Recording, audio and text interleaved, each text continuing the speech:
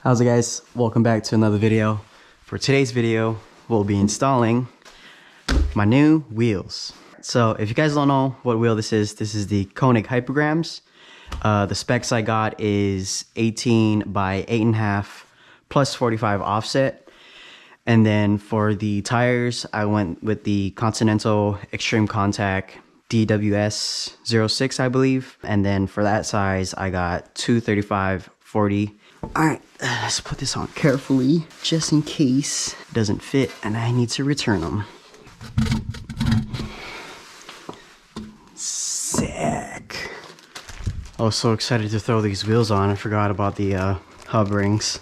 All right, so you don't actually need hub rings for these wheels because these wheels are lug centric, which basically means the lug nut holes centers the wheel to the hub, versus hub centric, this part in the middle centers itself to the hub. I got these rings just in case, you know, better safe than sorry. I don't want to have to deal with wheel vibrations at high speeds, so I just got them. Sick. Alright, before I forget, let me weigh these stock wheels and compare it to the new wheels. Oh shit. Who wouldn't damage them? Alright, we good. Let's see how much these weigh. 47.4. Get these ones. 40.9. Nice. So about 7 pounds. With the wider tire and the lighter wheel, I'll accelerate faster because rotational mass, some shit like that. All right, so before I lower it, I need to put these cardboard under the wheels because Fitment Industry said so, just in case it doesn't fit.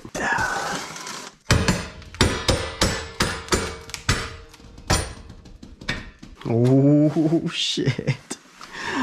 That looks pretty good. That's like flush. Oh. Hell yeah. I'll show you guys some better shots later on. I know the front wheel well is shallower than the rears. The rears are deeper. So I knew that the fronts were gonna stick out a little bit more compared to the rear. Oh my God, looking at that, that looks fucking perfect. Damn, that looks good. I'm gonna turn the wheel full lock right and left side, see if there's any rubbing. If you guys are wondering, I torque my wheels down to 90 foot-pounds. I don't know how people are running plus 35 offsets, cause that shit must poke a lot. And I don't know, that doesn't make me feel safe, to be honest, especially when the suspension fully compresses and then it ends up messing up your fenders. I don't know. I think this is like a good spec for daily driving, in my opinion. Oh my God, that looks so sick. As you can see from the outside, nothing's rubbing. Let's check the inside. So right here, right there, I'm able to stick my finger in between. This is the suspension. Yeah, everything fits. No rubbing on the fender liner, no rubbing on the fender. Keep in mind, I'm also lowered on some eibach lowering springs. And with the meatier tires, the 235/40s, so good.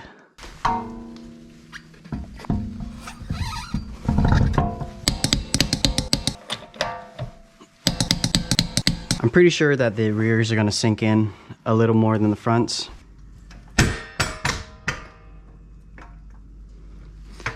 Damn, this shit got lifted.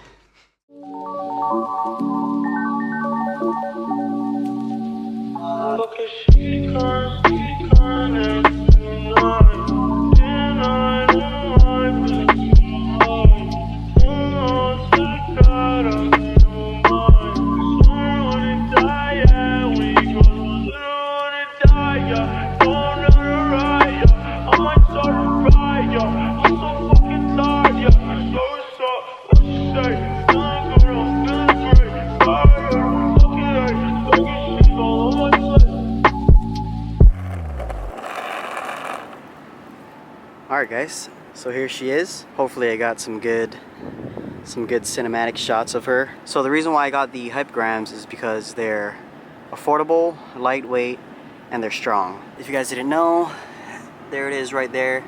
It's flow formed, pretty much the same as NK with their rotary forge or whatever you want to call it. They spin the wheel to create the inner barrel of it. which makes it super strong. The reason why I got these specs, the 18 by 8.5 plus 45, is because if you can see there, I didn't want poke. It's pretty flushed. I know some people go with plus 35 offset, which is kind of sketchy in my opinion, especially if you're lowered. You could end up messing up your fenders and getting some ugly bacon fenders. I wanted something to just throw on without worrying about modifying anything else. The reason why I went with the Continental Extreme Contacts is because I live in the Pacific Northwest, and if you guys didn't know, it always rains a lot, and these things are actually really good in the rain. I've been driving on this wheel setup for about a week now, and man, like, these driving in the rain is pretty similar to driving these on dry road.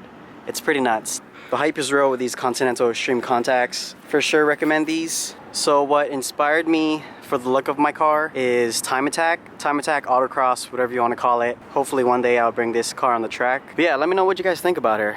I'm loving her look right now. This is the true definition of flush. Two tools that helped me figure out what wheel specs I wanted is Fitment Industries, which is actually where I bought these wheels from, and like an offset calculator. Just search that up online. It helps you compare the specs of the OEM wheel and what wheel you're trying to get. So with this wheel, I think it was like a plus 16 millimeter poke. But yeah, also Fitment Industries, they have a lot of photos of cars, different type of wheels, different specs. It shows you if it's flush or if it's poked, stuff like that. Alright guys, so before I end today's video, I forgot to update you guys with how the eibach lowering springs are doing. The way these handle with bumps and dips, it does bounce, but it's kind of like a firm bounce. Ooh, let me show you guys how planted this thing is. Look at that. These are for sure more on the firm side rather than bouncy side. As far as speed bumps in parking lots and all that, I've never bottomed out. I never scraped anything. It's like a happy medium height. Perfect for daily driving. I've been driving on these for about a month now. No problems at all. They're more on the stiff side, and yeah, they just look good. If you want a meaty setup in general, like a 235 or 245, I recommend staying within the plus 40 through plus 45 offset. If you want a stretch setup with some poke from plus 35 to plus 38, I recommend you go with a 225 40 or a 215 40. For sure, do your homework though. Do your research. At the end of the day, get whatever you want, get whatever you think looks best in your car. Fun fact, these hypergrams are actually a little bit lighter than NK RPF ones, which I was actually looking at as well. But with the NK RPF ones, that would have been almost $3,000.